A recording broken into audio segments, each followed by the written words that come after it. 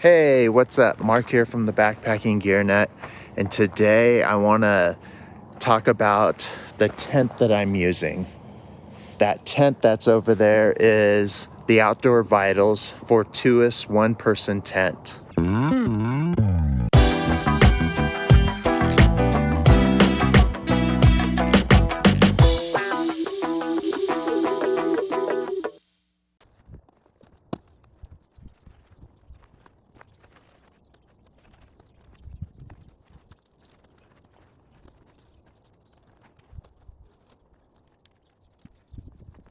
So before we talk about the tent, let me talk about where I'm at.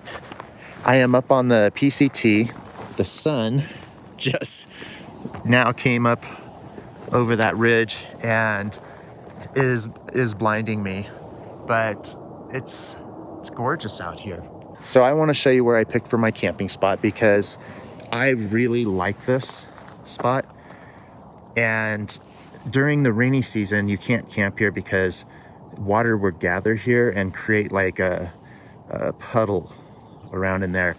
But it is as close to perfectly level as you can get, and it's just off the trail because there's the trail right there.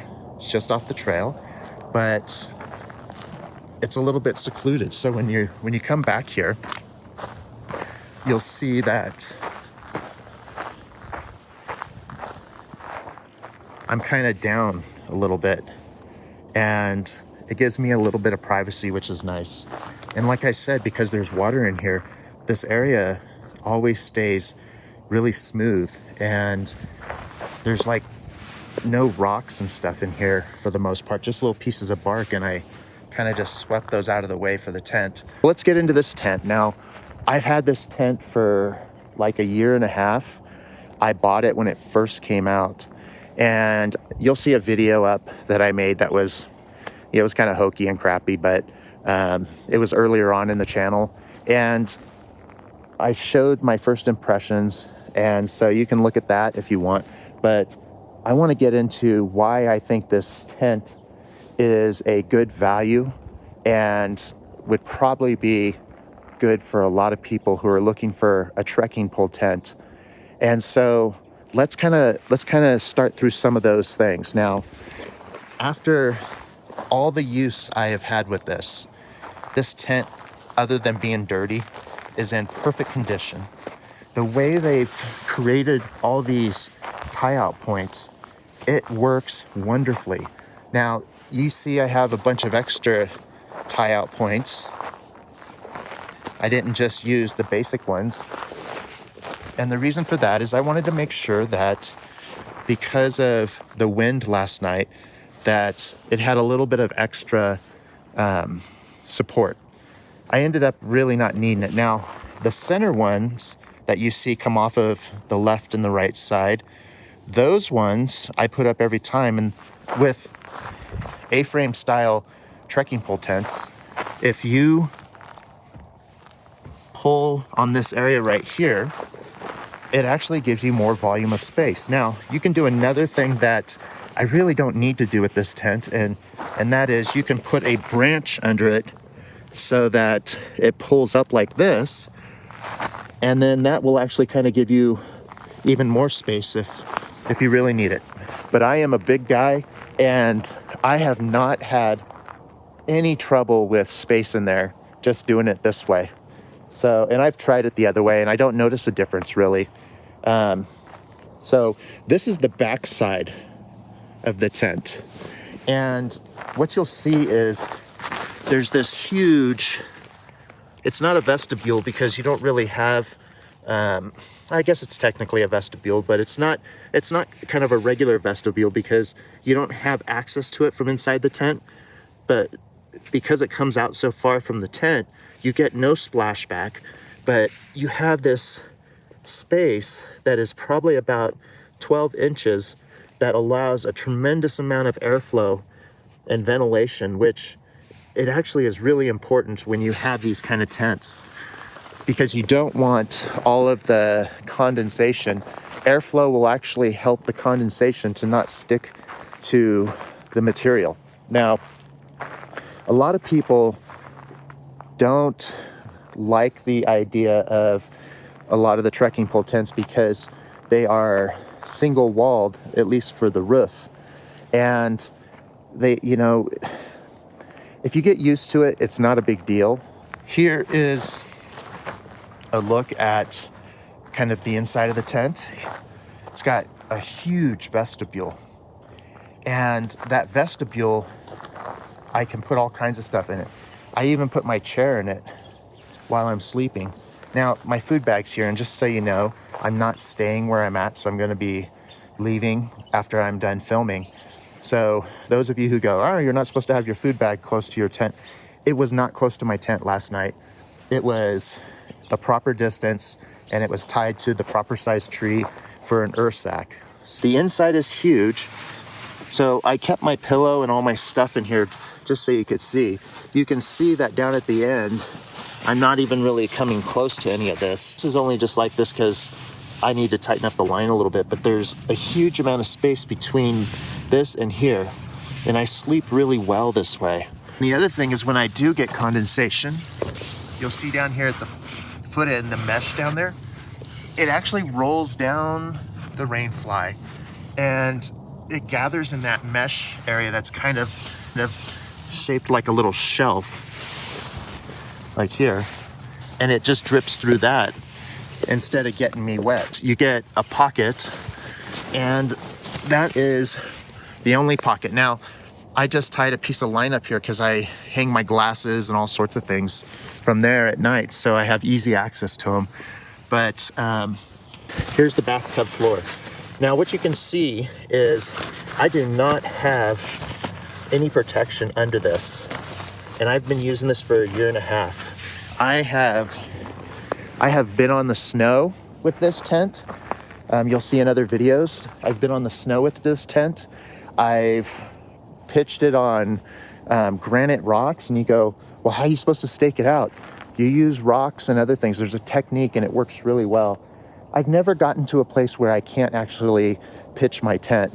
So I've not gotten worried about trekking pole tents. I love some of the features. So like with the fly here, when it's closed, so let me close it. By the way, it's got the, so let me close it. So by the way, it's got double zippers so you can ventilate up here a little bit, but it has this thing that I really like, that when you close it all the way,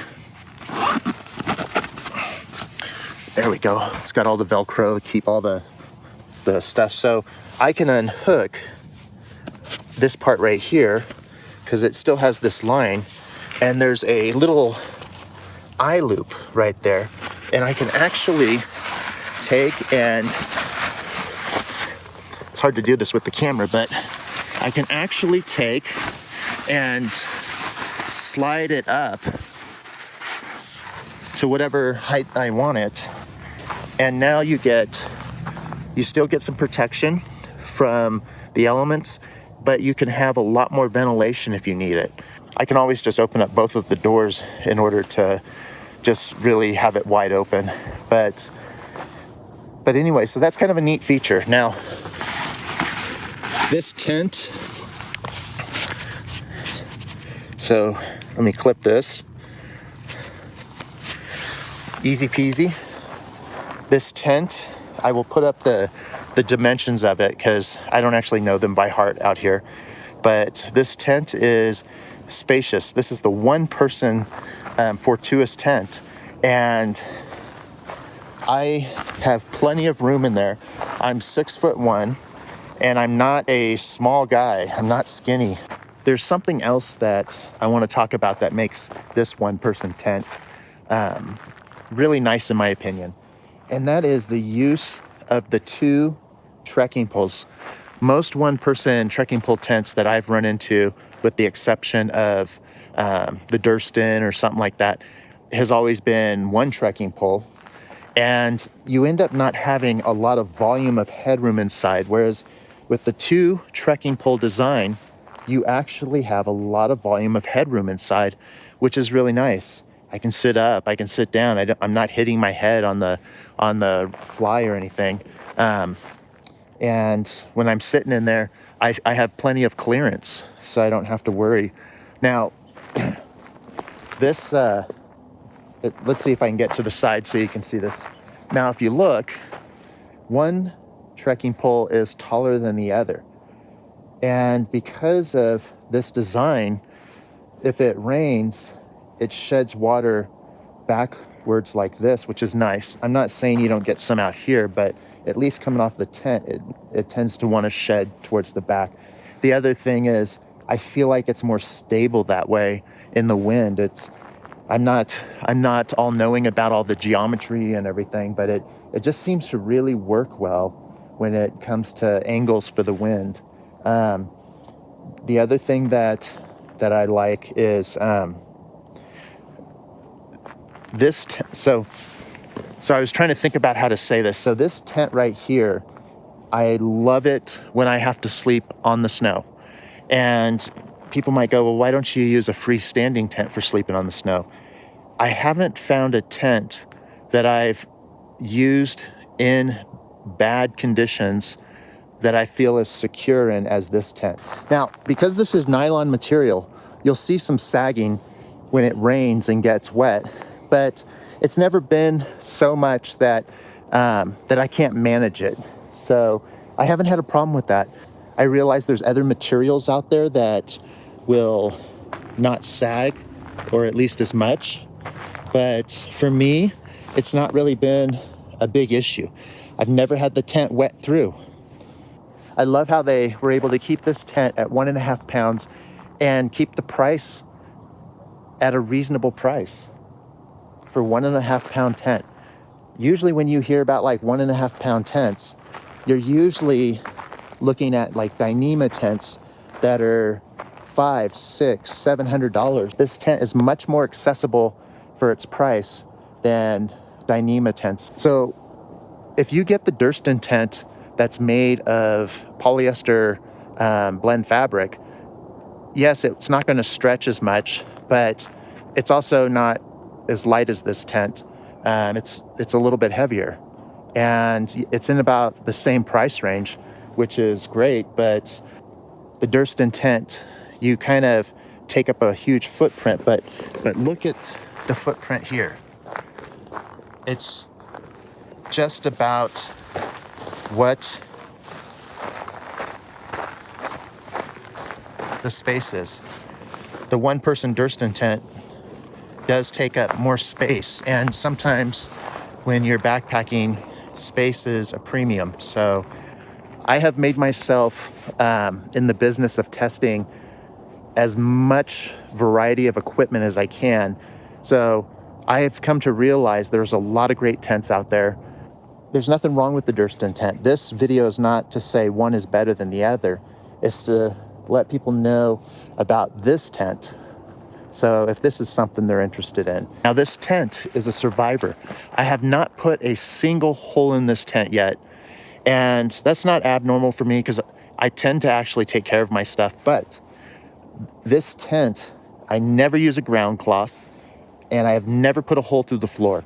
It is durable, and it weighs 1.5 pounds. They say 1 pound 9 ounces on their site, and I'll put the grams up because I don't remember them, but for 1.5 pounds, and this is not Dyneema. This is a $220-ish tent, and for 1.5 pounds, this tent is built like a tank.